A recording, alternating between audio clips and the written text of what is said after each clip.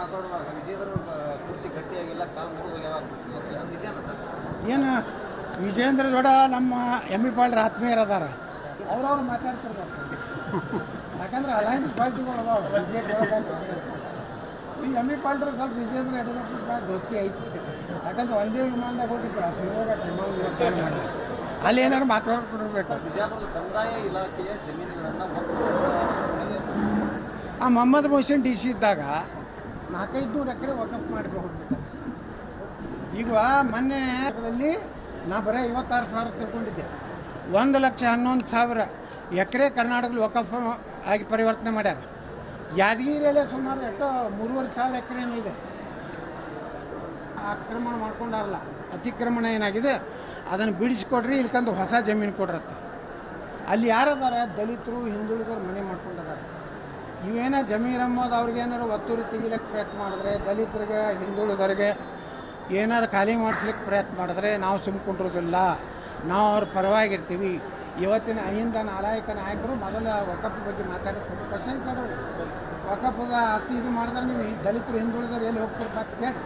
ಅಲ್ಲಿದಿಂದ ನಿಮ್ಮ ಪ್ರಶ್ನೆ ಮಾರಾಟ ಮಾಡ್ಯಾರ. ಅದು ಹಿಂದೂಗಳಿಗೆ ಮಾರಾಟ ಮಾಡ್ಯಾರ.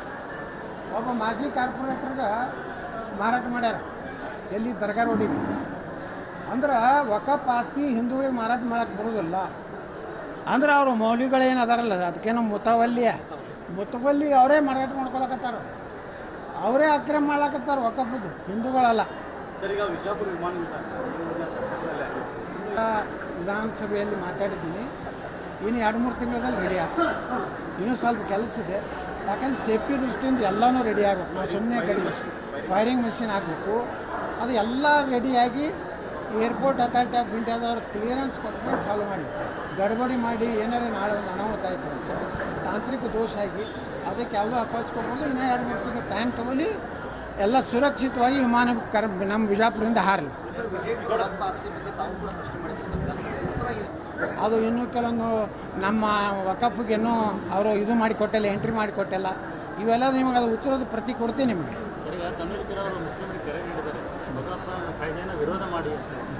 ನಾವು ಹಿಂದೂಗಳಿಗೆ ಕರೆ ಕೊಡ್ತೀವಿ. ವಕಫ್ ಏನು ಕಾನೂನಿದೆ ಬರೇ ಸುಧಾರಣೆ ಮಾಡಬಾರ್ದು, ಅದನ್ನು ಇಡೀ ದೇಶದ ಕಿತ್ತು ಹಾಕಿ ಅದು ದಲಿತರಿಗೆ ಹಿಂದುಳಿದವ್ರಿಗೆ ಸರ್ಕಾರದ ಯೋಜನೆಗಳೇ ಅದನ್ನು ಉಪಯೋಗ ಮಾಡ್ಬೇಕು. ಆ ಜಮೀನಕ್ಕೆ ನಾವು ಕರೆ ಕೊಡ್ತೀವಿ. ಅವರು ನೋಡ್ರಿ ನಮ್ಮ ಹಿಂದೂಗಳು ಮೊನ್ನೆ ಅವರ ಒಂದು ದೊಡ್ಡ ಹಬ್ಬ ಆಯ್ತು, ಈದ್ ಮಿಲಾದ್. ಎಲ್ಲರೇ ನಮ್ಮ ದೇಶದಲ್ಲಿ ಯಾರಾದರೂ ಈದ್ ಮಿಲಾದ್ ಕಲ್ಲು ಹಾಕಿದ್ರ ಮತ್ತು ಅವ್ರ್ಯಾಕೆ ಮುಸ್ಲಿಮರು ಗಣೇಶನ ಕಾಲ ಹಾಕ್ತಾ ಇರ್ತಾರೆ? ಅಂದ್ರೆ ಅವ್ರಿಗೆ ದೇಶನಾಗ ಶಾಂತಿಯಿಂದ ಇರಬೇಕನ್ನೋಂಥ ಭಾವನೆ ಇಲ್ಲ. ಅವರಿಗೆ ಯಾವಾಗಲೂ ಹಿಂದೂಗಳನ್ನು ಕೆಡಕೋದು, ನಮ್ಮ ಮಸೀದಿ ಮುಂದೆ ಬರಬೇಡತ್ತಾರೆ. ಯಾರು ಇವ್ರ ಅಪ್ಪನ ಆಸ್ತಿ ಇಲ್ಲ. ನಾವು ಎಲ್ಲ ಸಾರ್ವಜನಿಕ ರಸ್ತೆಗಳ ಮೇಲೆ ಹೋಗುವಂಥ ಒಂದು ಅಧಿಕಾರ ಹಕ್ಕು ಹಿಂದೂಗಳಿಗಿದೆ. ಈ ಸರ್ಕಾರ ವೀಕ್ ಇರೋದ್ರಿಂದ, ಈ ಸರ್ಕಾರ ಮುಸ್ಲಿಮರು ತುಷ್ಟೀಕರಣ ಮಾಡೋದ್ರಿಂದ ಅವರು ಯಾಕೆ ಬೆಳೆದು ನಿಂತಿದ್ದಾರೆ. ಇದೇ ವಿಚಾರ ಹಿಂದೂಗಳು ಕೆಲವು ಸಮಸ್ಯೆ ಆಗ್ತದೆ. ದುರ್ದೈವ ಅಂದ್ರೆ ಏವನ್ ಹಿಂದೂಗಳಾಗ್ಯಾರಲ್ಲಿ ಕಲ್ಲು ಹೋಗೋದವ್ರಿಲ್ಲ. ಹಿಂದೂಗಳು ಕಲ್ಲೇ ಹೋಗೋದಿಲ್ಲ, ಪೆಟ್ರೋಲ್ ಏನು ಅದು ಬಾಂಬ್ ಹಾಕಿಲ್ಲ, ಯಾವೂ ಇಲ್ಲ. ಅಂದರೆ ಅಲ್ಲಿಯ ಉಸ್ತುವಾರಿ ಮಂತ್ರಿ ಹೇಳ್ತಾರೆ ಚಲುರಾಯ ಸ್ವಾಮಿ, ಎಲ್ಲ ಏನೋ ಕೆಲವೊಂದು ಮಂದಿ ನಮ್ಮ ಗೃಹ ಮಂತ್ರಿ ಇರ್ತಾರೆ, ಆಕಸ್ಮಿಕ ಗಲಾಟೆ ಆಗಿತ್ತು. ಅಂದ್ರೆ ಇವ್ರು ಎಷ್ಟು ಆಕಸ್ಮಿಕ ಅದಾರ ಅಂತೇಳಿ. ಇವೆಲ್ಲ ಆಕಸ್ಮಿಕ ಕಂಪನಿ ಕೆಲವು ದಿವಸನಾಗ ಮಾತಾಡುವಾಗ ವಿಜೇಂದ್ರ ಕುರ್ಚಿ ಗಟ್ಟಿಯಾಗಿಲ್ಲ, ಕಾಲು ಮುರಿದೋಗ್ಯಾವ ಅದು ನಿಜಾನ ಸರ್? ಏನು ವಿಜೇಂದ್ರ ಗೌಡ ನಮ್ಮ ಎಮ್ ಇ ಪಾಲ್ರ ಆತ್ಮೀಯರು ಅದಾರ, ಅವ್ರವ್ರು ಮಾತಾಡ್ತಿರ್ಬೇಕು. ಯಾಕಂದ್ರೆ ಅಲಯನ್ಸ್ ಪಾರ್ಟಿಗಳು ಅದಾವ. ಈ ಎಮ್ ಇ ಪಾಲ್ರ ಸ್ವಲ್ಪ ವಿಜೇಂದ್ರ ಯಡಿಯೂರಪ್ಪ ದೋಸ್ತಿ ಐತಿ. ಯಾಕಂದ್ರೆ ಒಂದೇ ವಿಮಾನದಾಗ ಹೋಗಿದ್ರು ಶಿವಮೊಗ್ಗ ವಿಮಾನ ಚಾಲು ಮಾಡಿ ಅಲ್ಲಿ ಏನಾದ್ರು ಮಾತಾಡ್ಕೊಡ್ಬೇಕು. ಬಿಜಾಪುರದ ಕಂದಾಯ ಇಲಾಖೆಯ ಜಮೀನುಗಳನ್ನು ಆ ಮೊಹಮ್ಮದ್ ಮೊಹಸಿನ್ ಡಿ ಸಿ ಇದ್ದಾಗ 400-500 ಎಕರೆ ವಕಫ್ ಮಾಡಿಕೊಂಡು ಈಗ ಮೊನ್ನೆ ನಾ ಬರೀ 56,000 ತಿಳ್ಕೊಂಡಿದ್ದೆ. 1,11,000 ಎಕರೆ ಕರ್ನಾಟಕದಲ್ಲಿ ವಕಫ್ ಆಗಿ ಪರಿವರ್ತನೆ ಮಾಡ್ಯಾರ. ಯಾದಗಿರಿಯಲ್ಲೇ ಸುಮಾರು 3,500 ಎಕರೆ ಇದೆ ಆಕ್ರಮಣ ಮಾಡ್ಕೊಂಡಾರಲ್ಲ, ಅತಿಕ್ರಮಣ ಏನಾಗಿದೆ ಅದನ್ನು ಬಿಡಿಸ್ಕೊಡ್ರಿ, ಇಲ್ಕಂದು ಹೊಸ ಜಮೀನು ಕೊಡ್ರತ್ತ. ಅಲ್ಲಿ ಯಾರದಾರ ದಲಿತರು ಹಿಂದುಳಿದವ್ರು ಮನೆ ಮಾಡ್ಕೊಂಡಿದ್ದಾರೆ.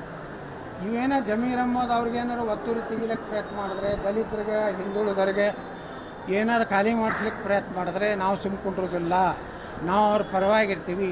ಇವತ್ತಿನ ಅಹಿಂದ ನಾಲಾಯಕ ನಾಯಕರು ಮೊದಲ ವಕಫ್ ಬಗ್ಗೆ ಮಾತಾಡಿದ್ರು. ಕ್ವಶನ್ ಕೇಳೋರು, ವಕಫದ ಆಸ್ತಿ ಇದು ಮಾಡಿದ್ರೆ ನೀವು ದಲಿತರು ಹಿಂದುಳಿದವರು ಎಲ್ಲಿ ಹೋಗ್ತಿರ್ತ ಅಂತ ಕೇಳಿ ಅಲ್ಲಿದಿಂದ ನಿಮ್ಮ ಪ್ರಶ್ನೆ ವಿಜಯಪುರ ವಕ್ಫ್ ಆಸ್ತಿನ ಮುಖ್ಯಗಳನ್ನು ಮಾರಾಟ ಮಾಡ್ಕೊಂಡು ಮಾರಾಟ ಮಾಡ್ಯಾರ. ಅದು ಹಿಂದೂಗಳಿಗೆ ಮಾರಾಟ ಮಾಡ್ಯಾರ.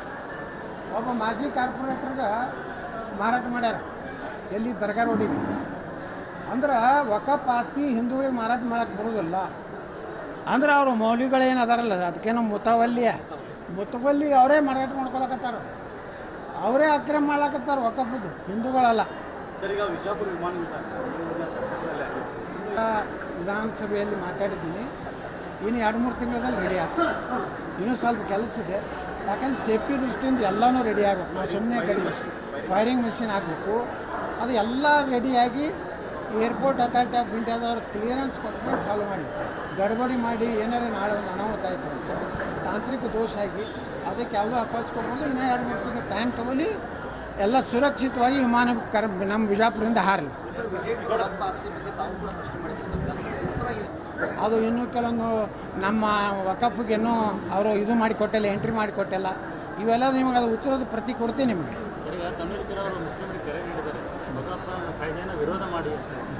ನಾವು ಹಿಂದೂಗಳಿಗೆ ಕರೆ ಕೊಡ್ತೀವಿ. ವಕಫ್ ಏನು ಕಾನೂನಿದೆ ಬರೀ ಸುಧಾರಣೆ ಮಾಡಬಾರ್ದು. ಅದನ್ನು ಇಡೀ ದೇಶದ ಕಿತ್ತು ಹಾಕಿ ಅದು ದಲಿತರಿಗೆ ಹಿಂದುಳಿದವ್ರಿಗೆ ಸರ್ಕಾರದ ಯೋಜನೆಗಳೇ ಅದನ್ನು ಉಪಯೋಗ ಮಾಡಬೇಕು. ಆ ಜಮೀನಕ್ಕೆ ನಾವು ಕರೆ ಕೊಡ್ತೀವಿ. ಅವರು ನೋಡ್ರಿ ನಮ್ಮ ಹಿಂದೂಗಳು ಮೊನ್ನೆ ಅವರ ಒಂದು ದೊಡ್ಡ ಹಬ್ಬ ಆಯ್ತು ಈದ್ ಮಿಲಾದ್.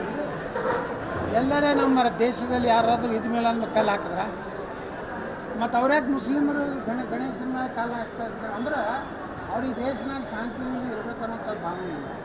ಅವರಿಗೆ ಯಾವಾಗಲೂ ಹಿಂದೂಗಳನ್ನು ಕೆಡಕೋದು, ನಮ್ಮ ಮಸೀದಿ ಮುಂದೆ ಬರಬೇಡತ್ತಾರೆ. ಯಾರು ಇವ್ರ ಅಪ್ಪನ ಆಸ್ತಿ ಇಲ್ಲ. ನಾವು ಎಲ್ಲ ಸಾರ್ವಜನಿಕ ರಸ್ತೆಗಳ ಮೇಲೆ ಹೋಗುವಂಥ ಒಂದು ಅಧಿಕಾರ ಹಕ್ಕು ಹಿಂದೂಗಳಿಗಿದೆ. ಈ ಸರ್ಕಾರ ವೀಕ್ ಇರೋದ್ರಿಂದ, ಈ ಸರ್ಕಾರ ಮುಸ್ಲಿಮರು ತುಷ್ಟೀಕರಣ ಮಾಡೋದ್ರಿಂದ ಅವರು ಯಾಕೆ ಬೆಳೆದು ನಿಂತಿದ್ದಾರೆ. ಈಗ ನಾಗಪಟ್ಟಣದಲ್ಲಿ ಇದೇ ವಿಚಾರ ಗಲಾಟೆಯಾಗಿ ಹಿಂದೂಗಳು ಕೆಲವು ಅರೆಸ್ಟ್ ಆಗಿರ್ತಾರೆ, ಸಮಸ್ಯೆ ಆಗ್ತದೆ. ದುರ್ದೈವ ಅಂದ್ರೆ A1 ಹಿಂದೂಗಳಾಗ್ಯಾರಲ್ಲಿ, ಕಲ್ಲು ಹೋಗೋದವ್ರಿಲ್ಲ. ಹಿಂದೂಗಳು ಕಲ್ಲೇ ಹೋಗೋದಿಲ್ಲ, ಪೆಟ್ರೋಲ್ ಏನು ಅದು ಬಾಂಬ್ ಹಾಕಿಲ್ಲ, ಯಾವೂ ಇಲ್ಲ. ಅಂದರೆ ಅಲ್ಲಿಯ ಉಸ್ತುವಾರಿ ಮಂತ್ರಿ ಹೇಳ್ತಾರೆ ಚಲುವರಾಯ ಸ್ವಾಮಿ, ಎಲ್ಲ ಏನೋ ಕೆಲವೊಂದು ಮಂದಿ ನಮ್ಮ ಗೃಹ ಮಂತ್ರಿ ಇರ್ತಾರೆ, ಆಕಸ್ಮಿಕ ಗಲಾಟೆ ಆಗಿತ್ತು. ಮಾತಾಡುವಾಗ ವಿಜಯದರ ಕುರ್ಚಿ ಗಟ್ಟಿಯಾಗಿಲ್ಲ, ಕಾಲು ಮುರಿದೋಗ್ಯಾವ ನಿಜಾನ ಸರ್? ಏನು ವಿಜೇಂದ್ರ ಗೌಡ ನಮ್ಮ ಎಮ್ ಇ ಪಾಳ್ರ ಆತ್ಮೀಯರು ಅದಾರ, ಅವ್ರವ್ರು ಮಾತಾಡ್ತಿರ್ಬೇಕು. ಯಾಕಂದ್ರೆ ಅಲಯನ್ಸ್ ಪಾರ್ಟಿಗಳು ಅದಾವ ಈ ಎಮ್ ಇ ಪಾಳ್ರ ಸ್ವಲ್ಪ ವಿಜೇಂದ್ರ ಯಡಿಯೂರಪ್ಪ ದೋಸ್ತಿ ಐತಿ. ಯಾಕಂದ್ರೆ ಒಂದೇ ವಿಮಾನದಾಗ ಹೋಗಿದ್ರು, ಶಿವಮೊಗ್ಗ ವಿಮಾನ ಚಾಲು ಮಾಡಿ ಅಲ್ಲಿ ಏನಾದ್ರು ಮಾತಾಡ್ಕೊಡ್ಬೇಕು. ವಿಜಯಪುರದ ಕಂದಾಯ ಇಲಾಖೆಯ ಜಮೀನುಗಳನ್ನು ಆ ಮೊಹಮ್ಮದ್ ಮೊಹಸಿನ್ DC ಇದ್ದಾಗ 400-500 ಎಕರೆ ವಕಫ್ ಮಾಡಿ ಹೋಗ್ಬಿಡ್ತಾರೆ. ಈಗ ಮೊನ್ನೆ ನಾ ಬರೀ